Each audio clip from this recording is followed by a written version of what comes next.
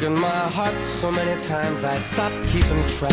Talk myself in. Blend of about 5 different pieces of Cabernet. So I'm gathering little bits from different vineyards. Some is from our home vineyard up in Calistoga. Okay. Another neighbor. Some from Calistoga, a little rocky patch that I like. Okay. Some from up on Pritchard Hill, which actually is opposite of Colgan. Colgan Vineyard is here, and the vineyard that I get is right next door.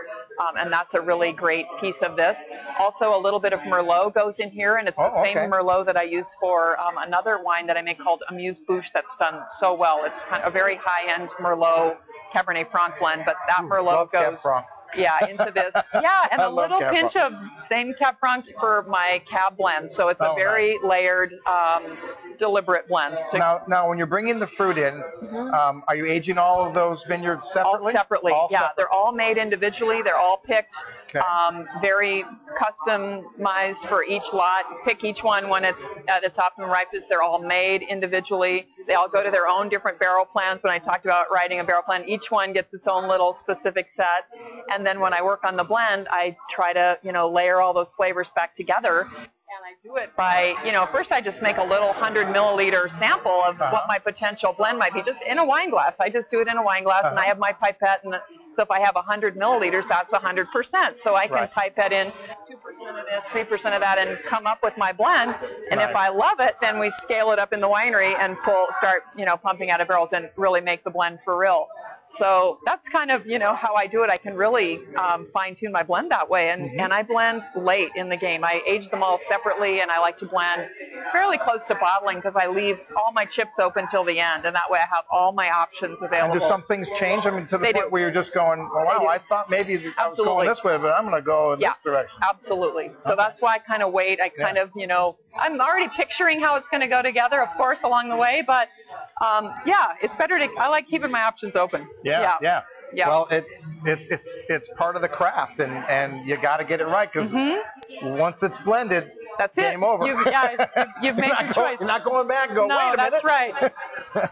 But what I really love about this is you get it right in the nose. It's just that kind of explosive purity of fruit in the nose. Lots of sort of towards cassis, black cherry, that type of flavor. Just magnificent. Thank you. Wow. And again, a very age-worthy wine, a wine that you could certainly put some age on, right? I mean, absolutely.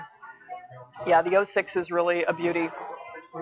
Wonderful vintage. Yeah, thanks. Love that. Thanks. All right, now. Yeah, me too. And the flavors just go on. You can still taste it. Minutes later, you can still taste it. Yeah, that's a good sign. That's a beautiful sign.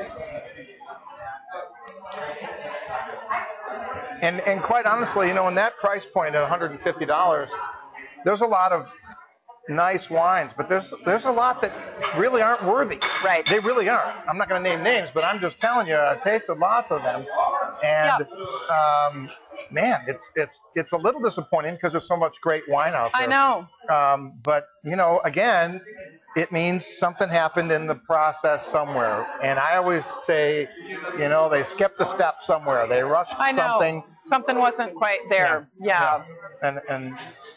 And you don't get the chance to go back. Well, and you never want that. You never want someone to say it's not worth it. You know what I mean? I want people to go, oh my gosh, how much, really, we can get this? And that's often what happens when people have never had this before, and they're like, wow, I can't believe, and it's just, they just don't know about it yet, But once they taste it, they're usually very, very happy. Easy. Yeah, then it's simple.